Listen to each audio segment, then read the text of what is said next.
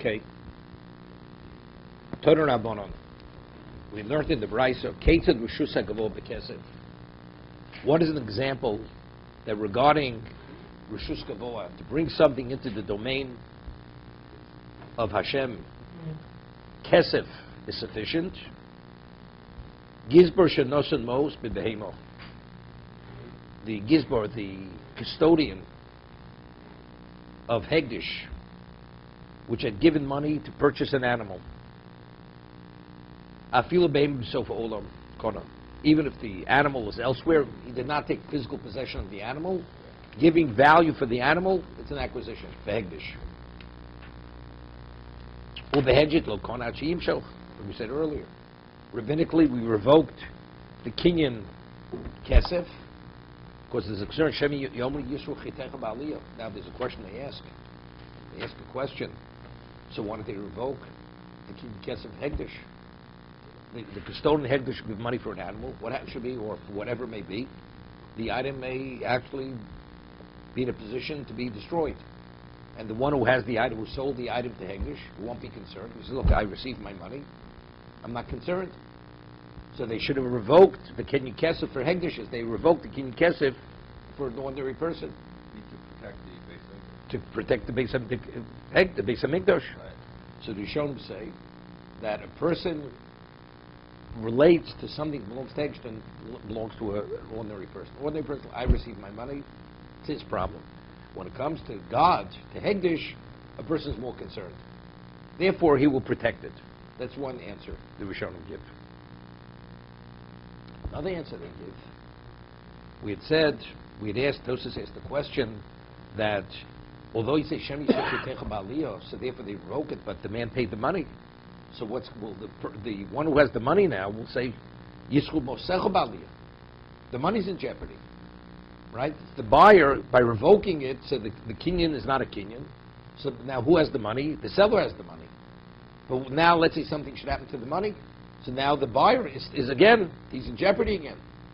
So Tosas answers no, because he has the liability of a shomer. So we spoke of as Machlokes Yishon what level of liability is he a shomer chinam, is he a shomer soch, is he a shoel? Could he, because he could use the money. So therefore, since he has liability, he has to act responsibly for that money. That's what Tosas answered. Now, the concept of shomer for Hegdish. There's no law of shomer for Hegdish. It says ki tein ish el re'eu kesef v'kelim. If it's between two fellows, then the Torah says we have the various categories of shomer, of custodians. A shomer of Hegdish, if something should happen to the money, there's no liability whatsoever.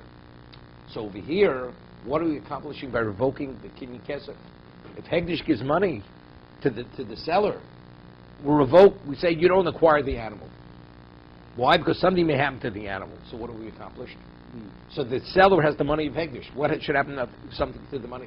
What protects now the money belonging to Hegdish? In the normal circumstance, it's protected because the one who has the money, the seller, he's classified as a custodian. He has all the liabilities of a shomer. But for Hegdish, there's no liability. There's no such thing as a shomer for Hegdish. Because Torah says the liability only is in place only between two ordinary people.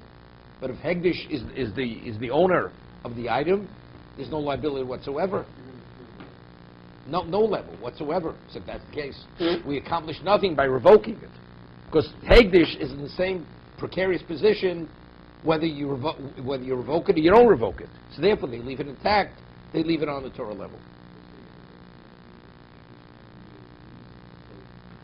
What do you mean Hegdish never loses? If it's destroyed.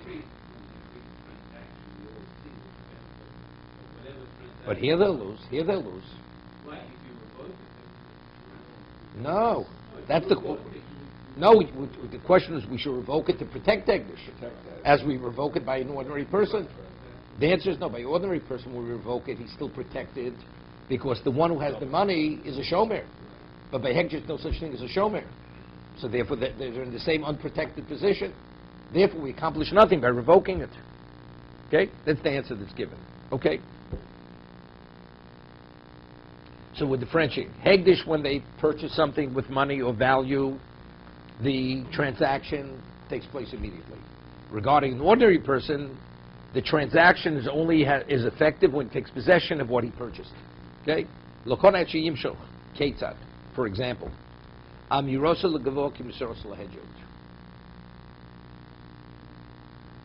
a person, his verbal statement to God is the equivalent of transacting it, transferring it to an ordinary person.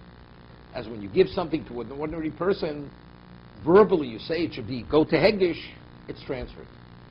His statement to Hegdish, to God, is the equivalent of transferring it to an ordinary person. Now gives the example. Ha'omer shor ze ola. Person says this ox should be an ola, burnt offering. Bai ze Hegdish. This house should be consecrated. Afilam sof olam kana. The moment he says that, regardless of where the ox is, where the house is, immediately it's transferred and Hegdish acquires it. Although it was only a verbal statement, Hegdish didn't take any level of initiative, doesn't make a difference. This is Amirasa Legvah Kimseras Lahegdu. So we've mentioned it. We mentioned it. The Rishon Sivkos, it says, Lashem Artzum Loa. Once you've actually relinquished your ownership rights, it immediately... Right. Now, once mentioned, the two examples, one is Koche Mizbeach, the other is Koche Berek Habayis. Right, the two classifications of Hegdish. Either you consecrate it for the Mizbeach to use as a korban, or it becomes Hegdish's asset. You consecrate a house. What's the value of a house to Hegdish? Purely its value. Right? They'll sell it and use the money for whatever they need it for. It has no value unto itself for Hegdish. But once classified as Koche Mizbeach, the other is Koche Berek Habayis. Now, what's the halacha? A person steals from his fellow. Then he's caught with a stolen item. The Torah says he has to pay kefil. He has to pay principal and kefil, which is penalty. The equivalent value of whatever the stolen item was. That's called knas.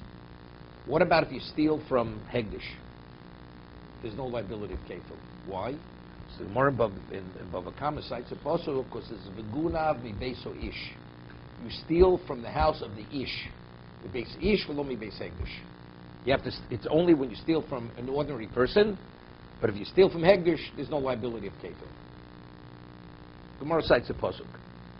So Tosas over there cites there's another pasuk which indicates the same thing. So Tosas says, what do we need two psukim? What do we need two psukim? One pasuk should be enough. The guna base ish lo base Hegdish. So there's a Reb Chaim. So Reb Chaim explains that you need two psukim to absolve you from kefil. One is for Koche Mizbeach, and the other is for Koche Berek Habayis. Why? Now, the Gemara says also in Ruba, if a person steals an animal, an ox or a sheep, and he sells it, right? And then after he sells it, he's caught. He has to pay down. He pays 4 or 5 times the value. Right? That's what he pays. What about if he slaughters it? Right? Also pays 4 or 5. Right? Tvocha u'mecharo. Torah says if he slaughters it or he sells it, he has the knas of Dalet Vei, 4 or 5. So Mara asks, what about a person steals an animal and he consecrates it? He's magdish it. Well, he can't consecrate it for himself because it's not his. He went and he consecrated it, let's say, for the owner of the animal. Person, let's say the owner of the animal had an obligation to bring a chatos, and he went and consecrated on his behalf. So now it's a chatos. So it says he does not have to pay kefil. So Marsa asks, Mali mochro lehegid, Mali mochro lehegdish. What difference makes? He transferred out of his domain. Before it was a non-consecrated animal. Now it's in Hegdish's domain. So why isn't he liable for Dal Vei? That's the Morris question. Mali mochel lehegdish, Mali mochel lehegdish. It's transfer of ownership. You transfer it to a third party. So why should we differentiate whether the third party is an ordinary person or it's Hegdish?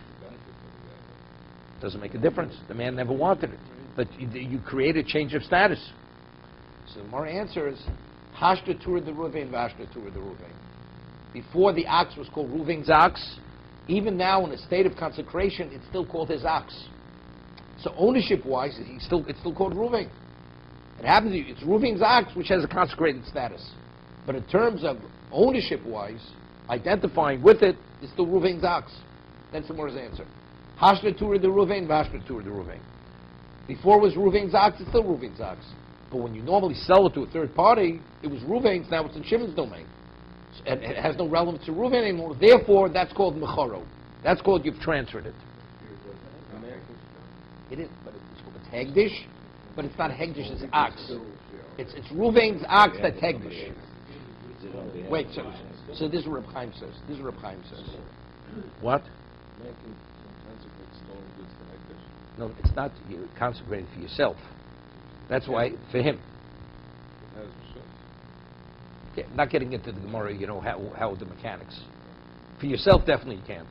We're talking about for the person that you've stolen it from. So Reb Chaim says like this. When you magdish something, when you consecrate something, let's say you consecrate a table, that's a regular transaction. It belonged to Reuven. Now it was transferred to God, to Hegdish. So what's the difference between an ordinary transaction and being magdish something when we're speaking about Bedek Abayis? The exact same transaction, except just the party that's being transferred to is a different party, whether it's a human being or it's God, or it's Hegdish. That's the only difference. What is the basis for it taking on a consecrated status? Because God's asset is holy. So how does it work? I'm transferring the item, monetary value. God, being the owner, causes it to be holy. So, but God is the acquirer. He acquires. Something that God acquires is holy. The other case is no. I'm consecrating the animal. Because it's not a transfer of money. Because we're saying Hashtur Reuven. Before it was still Reuven. It's purely, I'm giving it a consecrated status. Monetarily speaking, you're moel. You're not permitted to benefit from it. But in terms of innately, whose animal is it? Whoever needs the kapor, it's his animal. So therefore he says you need two psukim. One pasuk is V'gun of Beis Ish L'Beis Hegdish. In terms of consecrating a table, the table is not Ish. Doesn't belong to Ish. It belongs to God. It's a full transfer of an asset from one domain to another domain. Torah says if it's not, it has no relevance to Ish, you're absolved from paying the penalty. You don't pay kefil.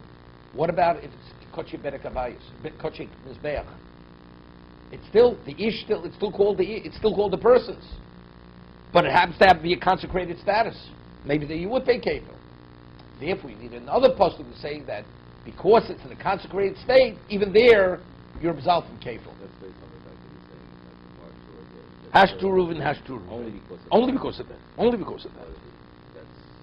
Because if it's a regular transfer out, right, then it's the same thing. One pasuk should be sufficient to absolve him from kefil in either case. So what does he owe the guy that he stole? No principle. He owes him. Why? So let's say he pays him back his principal. What happens to that hektish then? That he designated hektish. So the guy's paying him principal. Let's say the animal dies. Let's say the animal dies afterwards. He never returned the animal. The person never had benefit. The owner never had benefit from the animal. The animal now dies. Let's say a person steals an animal, or regular case, and then the animal dies. Okay. Right? What's that? You have to repay an animal. There's restitution. But not good. If you returned it. If you're caught before, you don't return on your own, you pay kefil. You pay principal plus kefil. Okay. Right? But let's say it dies, and now as an obligation, I want to make good. I want to make good on what I did. You pay what? The value. You have to pay the value of whatever it was worth when you stole it. And That's it. Nothing more than that. Speaking with you, you took the initiative to correct the wrong you did. Okay. You have full liability, right? By Hegdish also, you stole it when it was not consecrated. So what is your obligation? Your obligation, you have to return it to that person. You didn't return it to him yet. So if, let's say, the Hegdish animal demand, it's not brought as his chatos, right? If it was brought as his chatos, he had benefit. He had benefit of what the animal would normally cost, the original owner. Yeah, but I'm just saying, this is why I need two psukim. You have the case of Shor Ze Olo, this is Kochim Mizbeach, and you have Bayis Ze Hegdish. That's Kochim Berek HaBayis. We're talking about two different categories of consecration. Okay?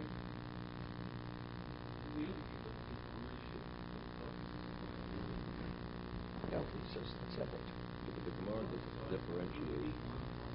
No, we're not talking about liability. We're talking about, no, we're not talking about liability. Kafel has nothing to do with interest in the item. It says when you steal something, the base is you have a liability of kafel. That's what Torah says. It has nothing to do with the personal liability if something should happen to the animal. That's a separate. That has to do with kinyan. That's you have an intrinsic, a degree of ownership in the item to give you that level of liability. To say that you're liable for knas because you're a thief. A thief pays kafel. It has nothing to do with your interest in the object that you stole.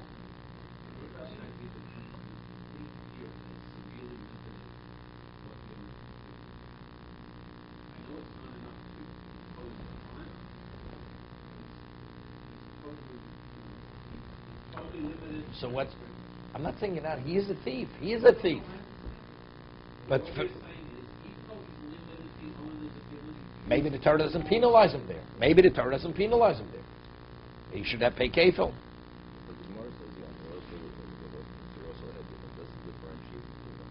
No, I'm not saying with differentiate. In terms of the transfer, it's the same transfer. No, because it's a different reality. Listen, in terms of to be effective in whatever area for Hegdish, it works. Whether it's Kochim Mizbeach, Kochim Berek HaBayis. That's it. Now we're talking about a new issue. What are the two psukim regarding to absolve the person why he has no liability of kafel, of penalty? Has nothing to do with that. That's knas, right? Right. That's why I need another pasuk to free him in both situations, because the transfer is amira. Tosas says whatever. It's one pasuk. The other pasuk is lavdavka. That's what Tosas answers.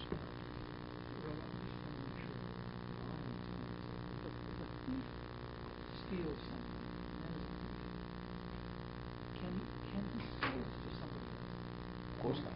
What is that transaction? Attempts to sell. Has no value.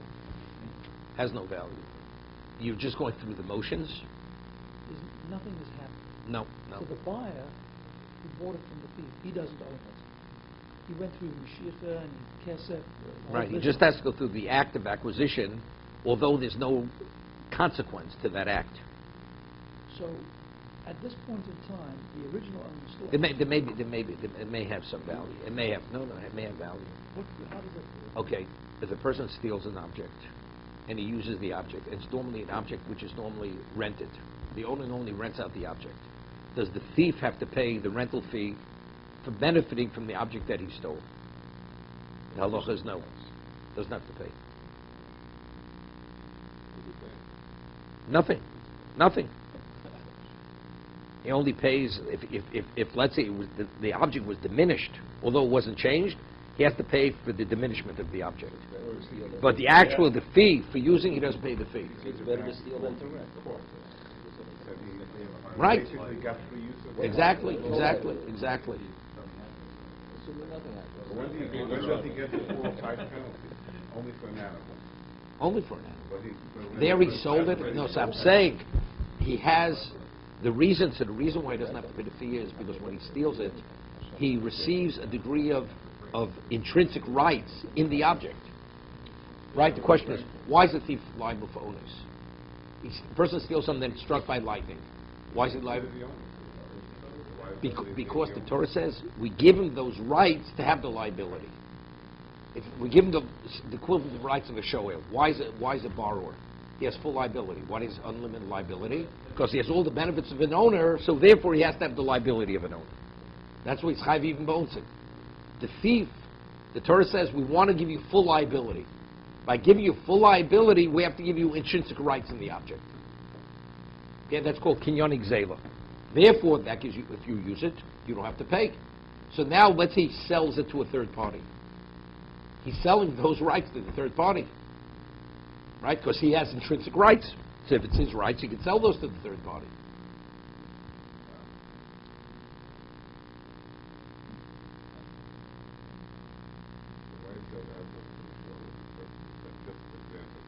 That's Gzeres HaKosov. It's only Shor V'Ser.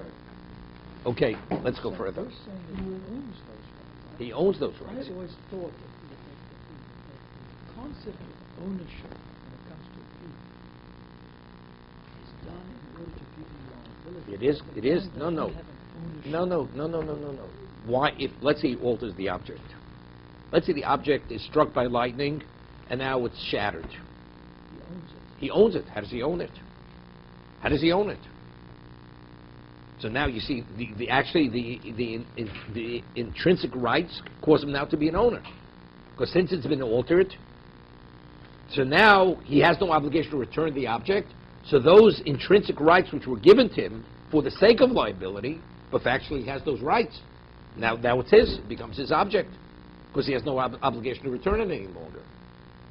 Well, it sounds to me that is similar to a situation where one ox was another ox, and then the two owners have to divide it. Well, but that's the Gemara Bava Kama makes that differentiation. If my ox gores your ox, and until the court makes the evaluation of damage, the ox rots, decomposes. So now the question is, who takes that loss? The owner of the damagee or the damager? The damagee. The damagee. Yeah, but a person steals an ox, and now the ox dies, and now he wants to return the carcass to the owner. And until he has a chance, it loses its value because it decomposes. Who takes the loss there? The thief. Because he's the owner. He's there. He's using it as payment. He's using the carcass as payment towards the debt, which is for stealing. When you're a damager, I have to pay the damage. How much did I damage? $1,000 ox. Now it's worth $200. It's carcass. So good. So I owe you $800. Correct. So now let's say by the time the court makes the valuation, now it's worth $100. I still only owe you $800 because whose carcass decomposed? The damage was only $800. The decomposition of the ox has no relevance on the degree of damage. So my question is, so Mr. A's ox was Mr. B's ox. So you have a dead ox and a live ox. So now, as I understand it, what they do is they take the total value of both of those things and they divide it. No. What is Doesn't make sense. You have $1,000 ox killing a $200 ox. So what? The damagee becomes a partner, a 50% partner in the $1,000 ox? So how does it work? No, it's only if they're of equal value. No. So then you make an evaluation, and the value of the damage, the damagee has that interest in the ox. This is only if it's not a gora, if it's a tam. If the ox is a non-gora, then the damagee has the degree of damage of his loss in the ox, in the damager. Let's say $200 ox and $1,000. So let's say 1,000 kills the 200. let's say 200, and let's say after that it's worth 100, right? So they're 50-50 on the carcass, and he has $50 worth of interest in the $1,000 ox.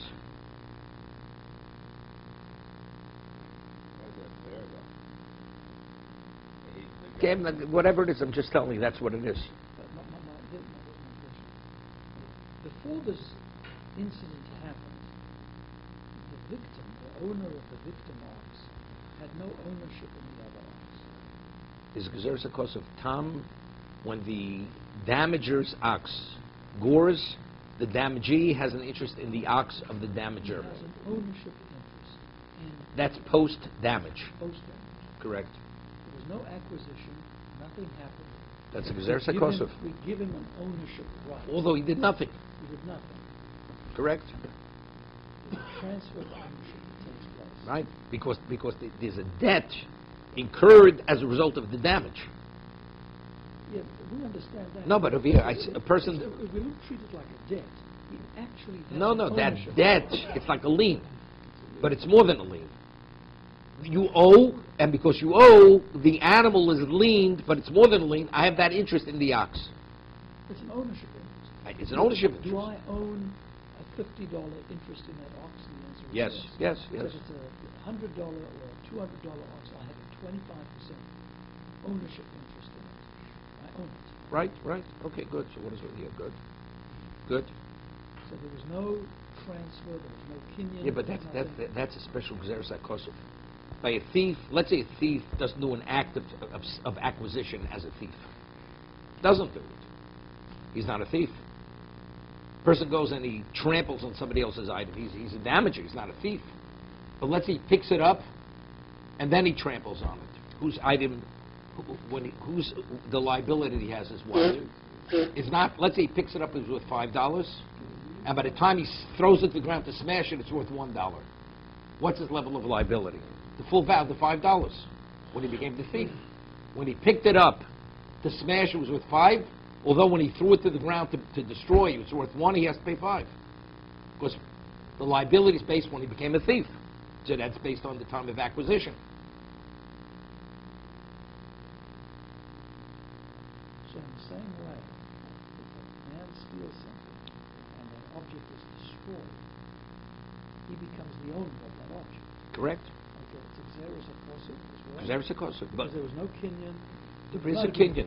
There is a kinyan. No, but the original kinyan didn't give him ownership. It gave, but again, It gave him liability. But what is the but we said? But what is the basis for liability? Because he has an intrinsic interest to give him the liability. Otherwise, why is he liable for onus? Right? Factually, see that if it's altered, he acquires. It becomes his, although he did no act of acquisition. Why is it his? So evidently that tells us that initially when he stole it, the reason why he has full liability is because Torah gives him that interest to have full liability. Therefore he's the equivalent of an owner. But he cannot sell it, even though he's the owner. He cannot No, he has an obligation to return it. But let's say he does sell it. He sells it to a third party. It's not a valid. We said it's not a valid It's, transaction. not a valid transaction, but now the third party, let's say the third party now uses the item. Does the third party have to pay the original owner for usage rights? The answer is no. Because the thief, he owned those usage rights. So whatever he had, he transferred to the third party.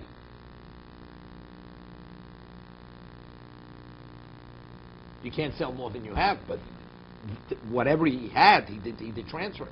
So who pays the original guy? Now let's say it's destroyed. Yeah. The first thief pays. The first thief pays. Because he's the one who stole it. So we see that no matter what the thief does, he cannot transfer ownership to that third party. He still owns it. There may be usage rights. We can go through all of this. So how does it work with Gabor? We're saying that a thief can actually affect an ownership transfer on a stolen object. Why would we said it doesn't work in any other case except Gabor? Regarding, again, let's get back to it again. What's Man stole this object from another man, he owns it, and now he dedicates that on behalf of the original owner to Gabor. We say it's an effective transfer. It's effective transfer because, but wait. But he's doing it on behalf of the original person who has the obligation, to bring that animal as a korban. And if he did not have an Then obligation, it doesn't work. It doesn't work. Shlomim, What? it's a shlomim. He says, I'm going to dedicate it on behalf of you as a shlomim. That wouldn't work. No. It's not. No, it's not an effective hekdesh. There's no transfer. See, when you sell something to a third party, regardless, factually, the third party's taking the keys. He's doing an act of acquisition. You're going through the motion. Words, which mean it's like talking to yourself. The words mean nothing. So, Mr. A has a loan obligation to Mr. B. Somebody steals and then gives it to the one to fulfill the obligation on that other one. It's nothing. It's nothing. It's nothing. Unless the document has market value. No, but I just know the object itself. It doesn't accomplish it. Again, what did the person do? He stole an object.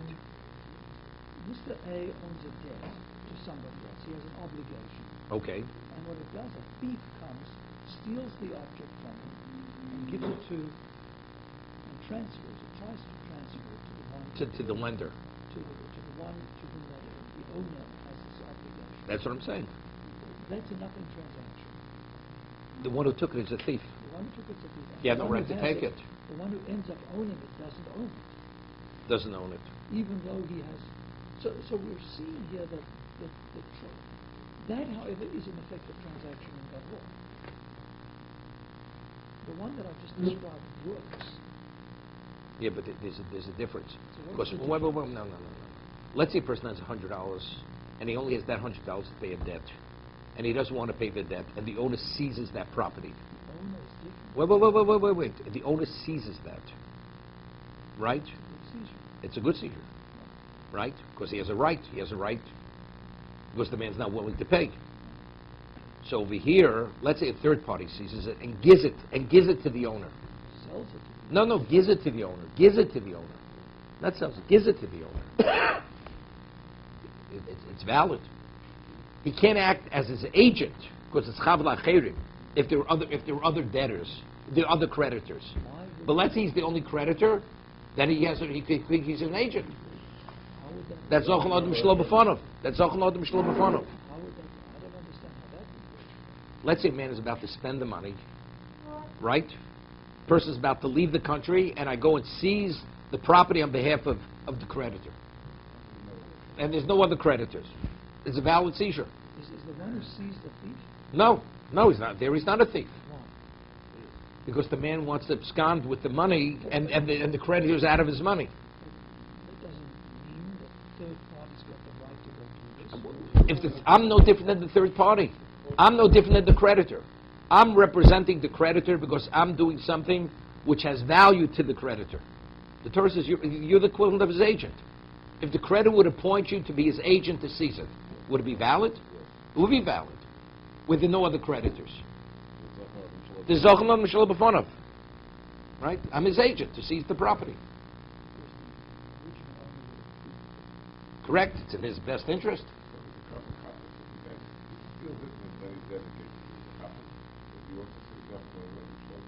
Is that the If he way- was is owed that the a- reason? That was you, If you could you say use that's that what- as the reason? if that's No, the so reason, that we then I see can can't understand. be. See, but then we have a problem. See, that's the reason why. Because the Gemara asks if that's the case, it's returning it to him. You're actually returning it to the person, right? Well, he might not have picked it otherwise, but now that he knows that it's... So then took it's he the might club have- that reimbursed them. So you reimbursed them. Right. So you reimbursed them. Okay. These are technical questions. Okay, I just want to present the concept. This is the concept. Okay. The hedget lokona. But if the same thing would happen, the person goes and sells a house or an animal to a person. Although he paid for it, he doesn't acquire it. Ad shegim sholch v'yazik, until he takes possession of the animal, or he does an act of chazaka to the structure. Okay, quoting this is a brisa. Moshchel b'mona. Let's say a person takes possession of Hegdish's item. Hegdish is agreeable. The custodian of Hegdish is agreeable to sell an item to a person with the market value presently is $100. So there's no such thing as acquiring something from Hegdish through Meshicha, to take physical possession. No such thing. The only way you could take possession, you have to pay value. And by the time he paid the value, the redemption, the price went up to 200. What does he owe Hegdish? Right? No sin Mosayim. So he owes Hegdish Mosayim. Because the original act of acquisition was nothing. So now he must pay Hegdish 200. Because that's its value. My time, what's the reason? The Torah says the only way you're able to transfer ownership from Hegdish is only not through physical acquisition, it's only by paying value. What about Moshcha b'Mosayim? What about if he took possession, it was worth 200? And by the time he paid for its value, price fell to 100. No say Mosayim. He still has to pay 200. So the question is why? Factually, his original acquisition of 200 was not valid. The item he owns, he possesses, is Hegdish's item. So when is the purchase? When it's worth 100, so why should he have to pay 200? My time lo yekoach hegdit chomim mi Hegdish. Truly rabbinical. Because if this would have been the case regarding an ordinary person taking possession, Mashiach, taking physical possession rabbinically is an acquisition. So if this scenario would have been between two individuals, he would owe 100, even though the price fell to 200. We don't want Hegdish to be in a weaker position than if this would happen between two ordinary people. Rabbinical. On a Torah level, he does not owe 200. Rabbinically, he has to give an additional 100 to Hegdish. We'll stop here.